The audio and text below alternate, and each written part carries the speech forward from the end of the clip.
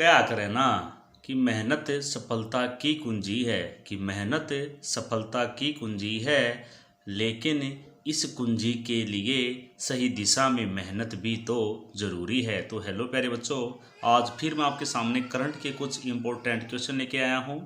तो क्वेश्चन हमारा है, सिंगापुर जो है भारत समुद्री द्विपक्षीय अभ्यास सिम्बेक्स 2021 के 28वें संस्करण का जो है समापन हुआ है।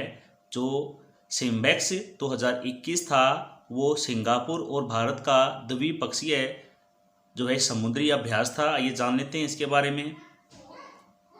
सिंगापुर भारत समुद्री द्विपक्षीय अभ्यास के 28वां संस्करण का आयोजन 2 से 4 सितंबर 2021 के दौरान किया गया। सिम्बेक्स 2021 वार्षिक द्विपक्षीय समुद्री अभ्यास सिंगापुर गणराज्य नौसेना द्वारा दक्षिण के दक्षिणी किनारे पर आयोजित किया गया था। अब जान लेते हैं सिम्बेक्स 2021 के बारे में। भारतीय नौसेना का प्रतिनिधित्व गाइडेड मिसाइल डिस्ट्रॉयर रणविजय द्वारा एक जहाज से चलने वाले helicopter ASW corvette INS Kiltan और guided missile corvette INS Kora और एक P-8I long range maritime patrol aircraft के साथ जो है किया गया था। अभ्यास का उद्देश्य दोनों देशों के बीच द्विपक्षीय रक्षा संबंधों को मजबूत करना है।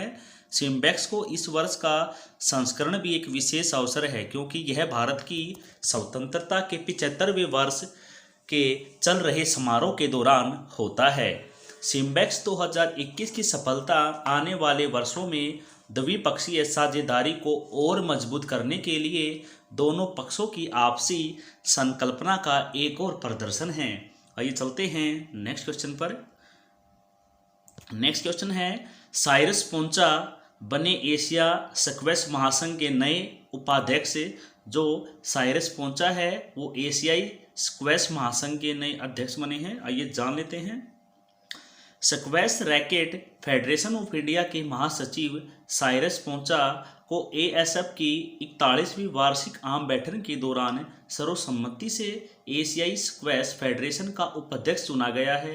द्रोणाचार्य पुरस्कार विजेताओं को 4 साल के कार्यकाल के लिए चुना गया है। वहीं हांगकांग के डेविड मुई को दूसरे कार्यकाल के लिए ASF के अध्यक्ष के रूप में निर्विरोध चुना गया। साइरस पोंचा के अलावा कुवैत के श्री फैज अब्दुल्ला, SL मुटेरी और कोरिया के ताऊ सूक ही को भी ASF के उपाध्यक्ष के रूप में चुना गया है। एशियाई स्क्वैश फेडरेशन का जो मुख्यालय है वो कुआलालंपुर मलेशिया में है और इसके महासचिव है डंकन चिऊ और इसकी स्थापना हुई थी 1980 के अंदर। चलते हैं नेक्स्ट क्वेश्चन पर। नेक्स्ट क्वेश्चन, भारत बना प्लास्टिक समझौता शुरू करने वाला पहला एशियाई देश। जो भारत है वो पहला एशियाई देश बन गया है जिसने प्लास्टिक पर समझौता किया है। आइए जानते हैं। प्लास्टिक के लिए सर्कुलर सिस्टम को बढ़ावा देने के लिए एक नया प्लेटफॉर्म प्लास्टिक पैकेट लॉन्च करने वाला भारत एशिया का पहला देश बन गया है। भारतीय उद्योग परिसंघ द्वारा आयोजित 16वीं सस्टेनेबिलिटी समिट में भारत में ब्रिटिश उपायुक्त अलेक्जेंडर एलिस द्वारा 3 सितंबर 2021 को Indian plastic packet platform launch किया गया था। इंडिया प्लास्टिक पैक्ट के बारे में, नया platform India plastic packet world wide fund for nature India और भारतीय उद्योग परिसंघ का एक संयुक्त प्रयास है और एक ऐसी दुनिया बनाने की कल्पना करता है जहां प्लास्टिक को महत्व दिया जाता है और पर्यावरण प्रदूषण नहीं होता है। समझौता 2030 तक व्यवसायों को प्लास्टिक के लिए एक परिवर्तित अर्थव्यवस्था की ओर संक्रमण करने का लक्ष्य रखता है। इस पहल को UK रिसर्च एंड इनोवेशन और WRP UK में स्थित एक वैश्विक NGO द्वारा समर्पित है और भारत में ब्रिटिश उच्च आयोग द्वारा समर्थित है। चलते हैं नेक्स्ट क्वेश्चन पर। नेक्स्ट क्वेश्चन, वित्त मंत्री निर्मला सीतारमण ने की FSDS की 100वीं बैठक की अध्यक्षता। तो आइए जान लेते हैं। केंद्रीय वित्त और कॉर्पोरेट मामले के मंत्री निर्मला सीतारमण ने वित्तीय स्थिरता और विकास परिषद की 24वीं बैठक की अध्यक्षता की। वित्त मंत्री FSD अध्यक्ष है, वहीं FS डी उप समिति की अध्यक्षता आरबीआई के गवर्नर द्वारा की जाती है। वित्तीय स्थिरता और विकास परिषद के बारे में। वित्तीय स्थिरता और विकास परिषद वित्तीय स्थिरता बनाए रखने, अंतर नियामक समन्वय को बढ़ाने और वित्तीय क्षेत्र के विकास को बढ़ावा देने के लिए तंत्र को मजबूत और संस्थागत बनाने के लिए भारत सरकार द्वारा स्थापित शीर्ष स्तर का मंच है। परिषद ने अन्य बातों के साथ साथ दबावग्रस्त अस्तित्व के प्रबंधन, वित्तीय स्थिरता विश्लेषण के लिए संस्थागत तंत्र को मजबूत करने, वित्तीय समावेश, वित्तीय संस्थाओं के समाधान की रूपरेखा और IBC प्रक्रियाओं से संबंधित मुद्दों, विभिन्न क्षेत्रों में बैंकों के एक्सपोज और सरकार से सरकारी अधिकारियों के डेटा साझाकरण तंत्र, भारतीय रुपये का अंतर्राष्ट्रीयकरण और पेंशन क्षेत्र से संबंधित मुद्दे पर भी जो है चर्चा की है। चलते हैं नेक्स्ट क्वेश्चन पर। IOC के पूर्व अध्यक्ष जैक्स रो का निधन हो गया है, तो आइए जान लेते हैं। हाल ही में अंतर्राष्ट्रीय ओलंपिक समिति के पूर्व अध्यक्ष जैक्स रो का निधन हो गया है। उन्होंने 2001 से 2013 तक IOC के अध्यक्ष के रूप में 12 साल बिताए। 3 ग्रीष्मकालीन खेलों और 3 शीतकालीन खेलों की देखरेख के साथ साथ युवा ओलंपिक का निर्माण किया। उनकी जगह थॉमस बाक्स ने ली है। वह IOC के 8वें अध्यक्ष थे। चलते हैं नेक्स्ट क्वेश्चन पर। भारत सरकार ने औषधीय पौधे वितरित करने के लिए शुरू किया है आयुष आपके द्वारा अभियान। तो भारत सरकार ने आयुष आपके द्वारा एक अभियान शुरू किया है, आइए जान लेते हैं। आयुष मंत्रालय ने आज़ादी का अमृत महोत्सव समारोह के एक हिस्से के रूप में आयुष आपके द्वारा नामक एक अभियान शुरू किया है, जिसका उद्देश्य 1 वर्ष में 75 लाख करोड़ में औषधि पौधों को वितरित करना है। इस अभियान का उद्घाटन केंद्रीय आयुष मंत्री सर्बानंद सोनोवाल ने मुंबई से किया है। इस दौरान उन्होंने नागरिकों को औषधि पौधों के पौधे वितरित किए। इसके बाद देश भर में 45 से अधिक संस्थाओं से अभियान शुरू किया गया। वितरित किए जा रहे औषधीय पौधों में तेजपत्ता, स्टीविया, अशोका, गिलोया, अश्वगंधा, लेमनग्रास, तुलसी, स्पंगनगंधा और आंवला शामिल है। इस अभियान के तहत 1 वर्ष में 75,000 हेक्टेयर में औषधि पौधों की खेती करने का भी प्रस्ताव है। चलते हैं नेक्स्ट क्वेश्चन पर। मैक्स वर्स्टापेन ने जीता डच ग्रैंड प्रिक्स 2021 खिताब, तो ये जान लेते हैं। मैक्स वर्स्टापेन ने फार्मूला 1 डच ग्रैंड प्रिक्स 2021 जीत ली है। इसमें लुइस हैमिल्टन दूसरे और वाल्टेरी बोटास तीसरे स्थान पर रहे हैं। रेड बुल ड्राइवर की सीजन की 7वीं जीत और उसके कैरियर की 70वीं जीत ने उस गत चैंपियन से 3 अंक आगे कर दिया है, जो दूसरे स्थान पर रहे हैं। चलते हैं नेक्स्ट क्वेश्चन पर। LIC ने ओपन मार्केट अधिग्रहण के जरिए बैंक ऑफ इंडिया में खरीदा 3.9% हिस्सेदारी। जो LIC है उसने बैंक ऑफ बड़ौदा में बैंक ऑफ इंडिया में जो है 3.9% की जो है हिस्सेदारी खरीद ली है। आइए जान लेते हैं। भारतीय जीवन बीमा निगम ने खुले बाजार अधिग्रहण के माध्यम से बैंक ऑफ इंडिया के 3.9% शेयर खरीदे हैं। इस अधिग्रहण से पहले LIC के पास बैंक ऑफ इंडिया में करीब 3.17% हिस्सेदारी थी। इस अधिग्रहण के बाद LIC के पास अब 7.05% है, जो बैंक ऑफ इंडिया के 28,92,87,324 शेयरों के बराबर है। यह जानकारी बैंक ऑफ इंडिया ने सेबी को साझा की है। सेबी के दिशा निर्देशों के अनुसार कंपनी को स्टॉक एक्सचेंजों को सूचित करना होता है जब कोई इकाई किसी सूचीबद्ध कंपनी में 5% से अधिक शेयर रखती है। LIC का जो मुख्यालय है वो है मुंबई के अंदर और LIC की स्थापना हुई थी 1 सितंबर 1956 के अंदर और LIC के अध्यक्ष है MR कुमार। चलते हैं नेक्स्ट क्वेश्चन पर।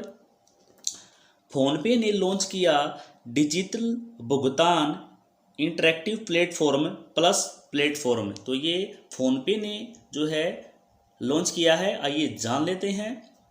फोनपे ने हाल ही में फोनपे प्लस नामक एक नया प्लेटफॉर्म लॉन्च किया है। प्लस डिजिटल भुगतान पर डेटा निगरानी और ट्रेड वाला भारत का पहला इंटरैक्टिव प्लेटफॉर्म है। यह प्लेटफॉर्म भारत के इंटरैक्टिव मानचित्र पर ग्राहकों द्वारा 2000 करोड़ से अधिक डिजिटल लेन देन दिखाता है। फोनपे ने प्लस रिपोर्ट भी लॉन्च की है, जो पिछले 5 वर्षों में डिजिटल भुगतान के विकास पर एक गहन अध्ययन है। रिपोर्ट में इस बारे में भी जानकारी है कि 2016 के बाद से पूरे भारत में डिजिटल भुगतान कैसे विकसित हुआ है और इसमें विस्तृत भौगोलिक और श्रेणीय विशिष्टता रुझान शामिल है। फोनपे प्लस के बारे में वेबसाइट और रिपोर्ट में अंतर्दृष्टि 2 प्रमुख स्रोत से ली गई है। फोनपे के व्यापारी और ग्राहकों के साथ संयुक्त लेन देन डेटा की संपूर्णता है। रिपोर्ट फोनपे प्लस वेबसाइट पर मुफ्त डाउनलोड के रूप में उपलब्ध है। यह नया उत्पाद सरकार, नीति निर्माताओं, नियामक निकायों, मीडिया उद्योग विश्लेषणों, व्यापारी भागीदारी, स्टार्टअप, शैक्षणिक संस्थाओं और छात्रों सहित कई पारिस्थितिक तंत्र हितधारियों के लिए प्रासंगिक है। अब जान लेते हैं भाई, फोनपे के सीईओ है समीर निगम और फोनपे का मुख्यालय है बेंगलुरु, कर्नाटका। तो चलते हैं नेक्स्ट क्वेश्चन पर। वीर संघवी की पुस्तक ए रूल्ड लाइफ द मेमोयर, तो ये वीर संघवी की पुस्तक है। आइए जान लेते हैं a ruled life the memoir. भारत के सबसे अधिक जाने माने पत्रकारों में से एक वीर संघवी एक आ रूल्ड लाइफ नामक एक संस्मरण लेकर आए हैं।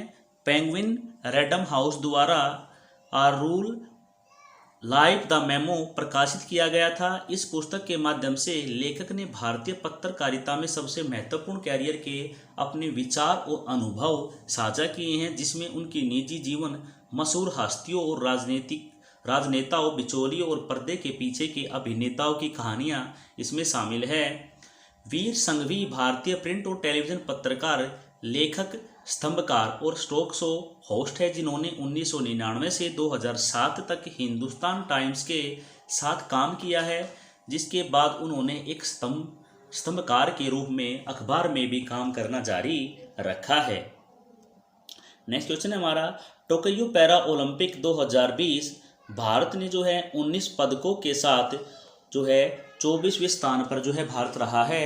भारत ने जो है टोक्यो पैरा ओलंपिक में जो है 19 पदक जीतकर 24वें जो है स्थान पर रहा है। आइए जान लेते हैं।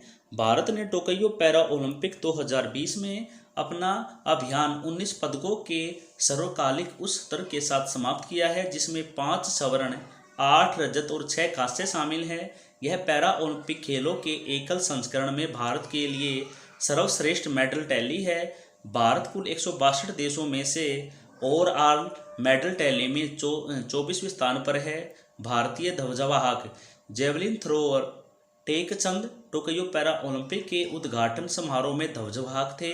समापन समारोह में निशानेबाज अवनी लेखारा भारत की ध्वजवाहक थी। चलते हैं नेक्स्ट क्वेश्चन पर। अंतर्राष्ट्रीय चैरिटी दिवस 5 सितंबर को जो है मनाया जाता है। आइए जान लेते हैं। अंतर्राष्ट्रीय चैरिटी दिवस 5 सितंबर को प्रतिवर्ष मनाया जाता है। इसे 2012 में संयुक्त राष्ट्र ने 5 सितंबर को कलकत्ता में हुए मदर टेरेसा के निर्धन की वर्षगांठ को चिन्हित करने के लिए अंतर्राष्ट्रीय चैरिटी दिवस के रूप में घोषित किया है। 5 सितंबर को मदर टेरेसा की पुण्यतिथि मनाने के लिए जो है चुना गया था, जो हमेशा धर्मार्थ कार्यों में लगी रही। मदर टेरेसा को 1979 में गरीबों और संकट जो शांति के लिए भी खतरा है को दूर करने के संघर्ष में किए गए कार्यों के लिए नोबेल शांति पुरस्कार भी जो है मिला है। इस दिन का उद्देश्य, अंतर्राष्ट्रीय चैरिटी दिवस का मुख्य उद्देश्य स्थानीय, राष्ट्रीय, क्षेत्रीय और अंतर्राष्ट्रीय स्तर पर व्यक्तियों, धर्मार्थों, परोपकारी और सेवी संगठनों के लिए दुनिया भर में चैरिटी से संबंधित गतिविधियों के लिए जागरूकता बढ़ाना और एक साझा मंच जो है प्रदान करना है।